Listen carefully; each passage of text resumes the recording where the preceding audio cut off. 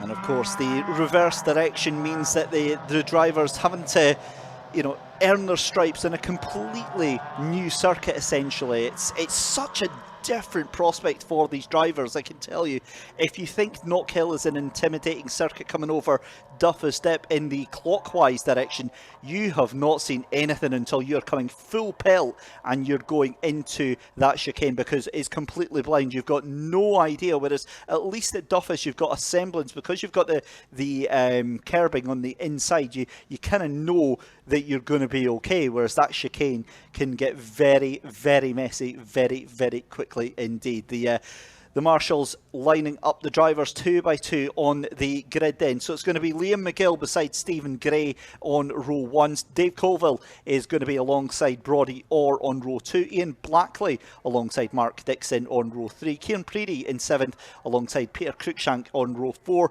And then Lucy Hales-Maver is going to round out the back of the grid. You can see your two leaders up at the front there. Liam McGill in the green car on the right hand side. Stephen Gray on the left hand side. The green flag flies at the back of the grid, just in front of the Beatons Building Supply Bridge there.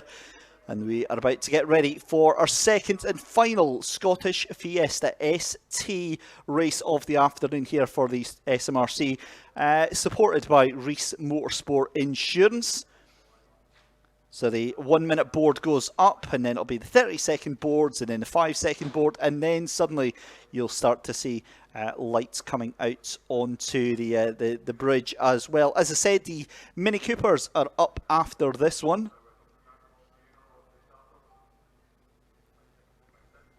Here we go then, the lights are starting to come up on the gantry then. The drivers ready, poised, waiting to go. And we go racing here at Knockhill for the Fiesta STs. We've got a staller on the grid, yellow flag out there. That's a car that hasn't, or been very slow to start off there. I think that was the 21 of Kieran Preedy there. In fact, no, that might have been Lucy Hales-Maver. But either way, your two leaders side by side up the inside. Liam McGill around the outside of Stephen Gray. Gray again can't get the better of Liam McGill. He has to tuck in behind, and it's going to be the same as it was before for your two leaders at the moment. And just having a look here as we see the number 69 of Mark Dixon. So Dixon going to be trying to make up for the issues that he had in race 1 where he went backwards at a rate of knots there, and that's a big, big power slide there. And that wasn't Dave Colville. Is that Brodie Orr that's managed to get himself up in P3 already? If he has, take a bow, son. That is absolutely inspired driving. And if that is, and I do think that is the number 31 of Brodie Orr, he's already onto the back of Stephen Gray already. So this is epic, epic driving right now. We're coming up through Duffus Dip then for the first time of asking. That is Kieran Preedy. Definitely not feeling the need for Preedy right now, because he is down in 7th position. There we go, the race leaders under the bridge across the line for the first time. And it is the 31 of Brodie Orr, as you see around the outside. That's Stephen Gray trying to go late on the brakes again. Can't quite get it, but he's going to try and pull that in for the cutback there. Gets a great run out of the corner there. He's going to be side by side with your race leader. Here we go, along the back straight. He looks like he's got the run done. Surely this is going to be all said and done into Clark Corner. The 24 late on the brakes and the inside there. Yep, job done. And the 24 goes through into the lead.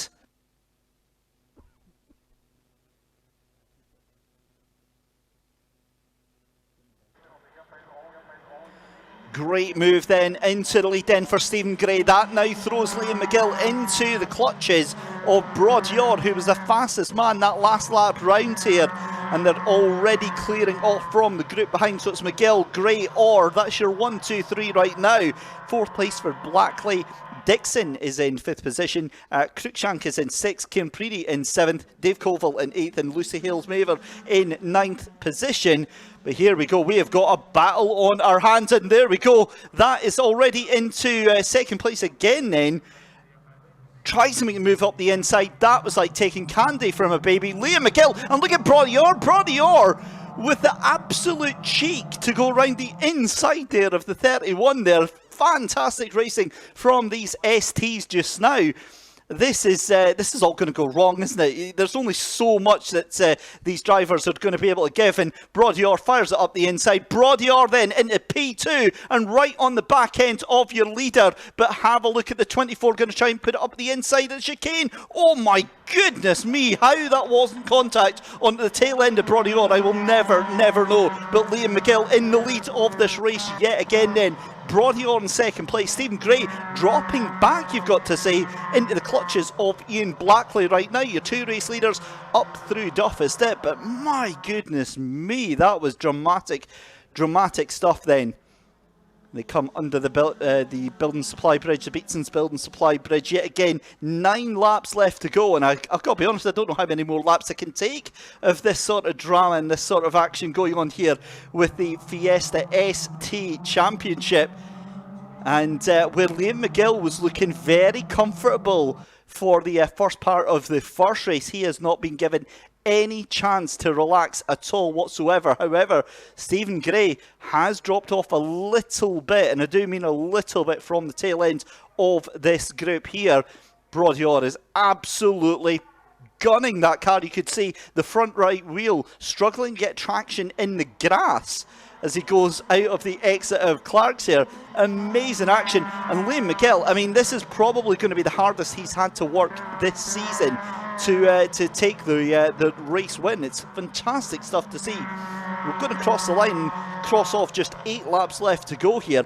But again, your top 3 have just cleared off. So McGill, Orr and Gray, they are now what looks to be 3 seconds ahead of the rest of the field. You've got Blackley in 4th.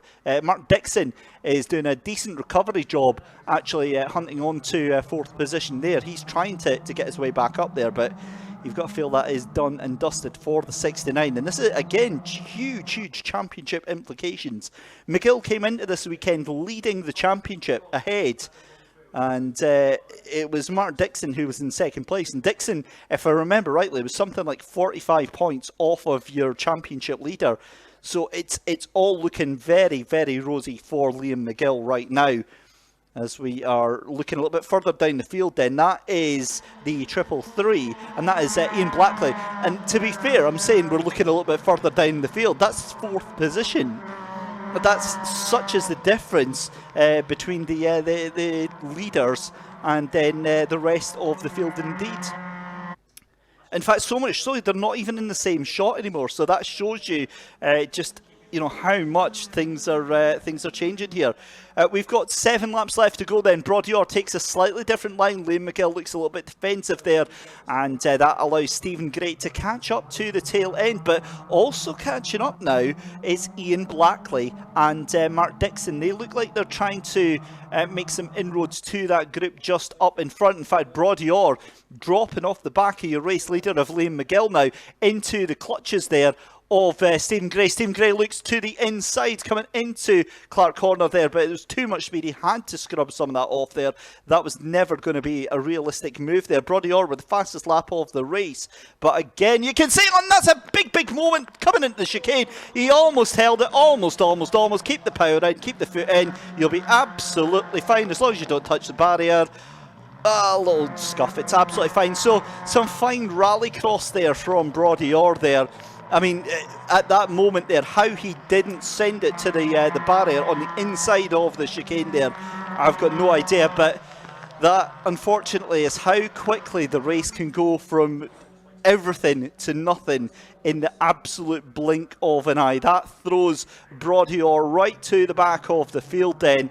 And, fair play to him. You have to take these chances. You have to push and find the limits of the car. Unfortunately, Brodie found the limit there. Thankfully, very little damage, if any, to that car. He'll be able to keep going for the remainder of the season. But it looks like the rain is actually back on here now. In fact, it is. It's absolutely hammering it down now. That's what's happened. Brodie caught out, and we saw a couple of cars get caught out in. Look at that. That's another big moment there for your race leader, Liam McGill, almost cutting the corner at the chicane there. And the problem is that the water pulls up at the worst possible place. It pulls up right on the braking point of this track here, and that is heavy rain for these Fiesta STs.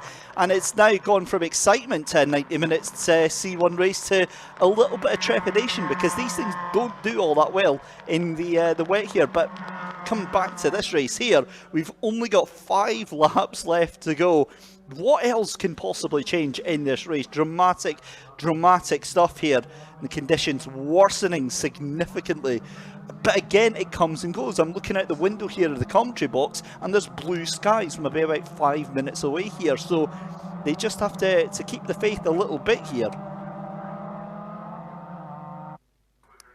So let's keep an eye on this then, as we see the 333 there. And that, of course, is Ian Blackley now in that 3rd position. And here is 4th position just behind them. That's Mark Dixon, actually, just behind Blackley there.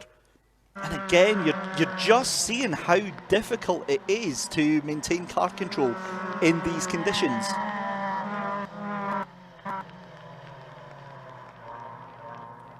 Oh, and that is Dave Colville in the 52. That's a big bit of contact to the front right there. That front axle is absolutely toast. That is out of the chicane. That is going to be on the braking point into the chicane.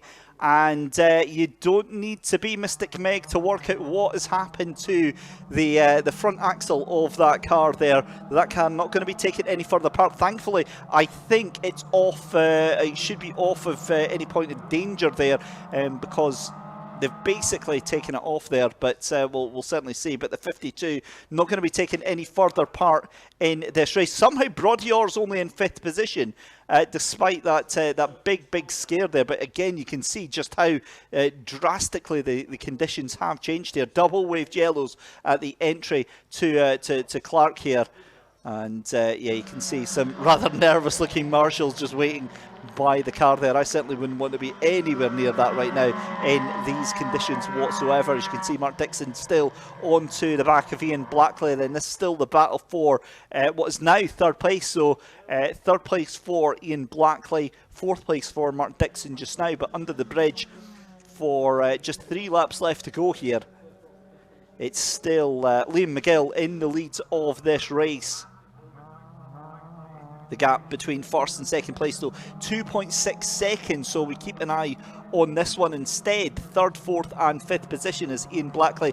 He is trying to open up a little bit of a gap there over Mark Dixon, but it's not happening. He's not able to make any massive indents and streak off, because it's just not happening. The conditions just way too difficult here at Knockhill. It's so difficult under braking. These cars just want to wash themselves out and struggle for any traction. You could see there from Mark Dixon when his right front's actually going over the curb in there. You saw the massive puddle that got dropped off there. So it's the fact that these cars are even pointing in a straight line is a massive credit to these drivers and their abilities right now. It's so very easy when you're on the edge and you're pushing as hard as you possibly can to make a mistake and send these cars off into the nether realm. But Liam McGill in the lead then, and still Stephen Gray in that 2nd position, not really able to make any well, let's say that gap's come down now to 1.7 seconds. So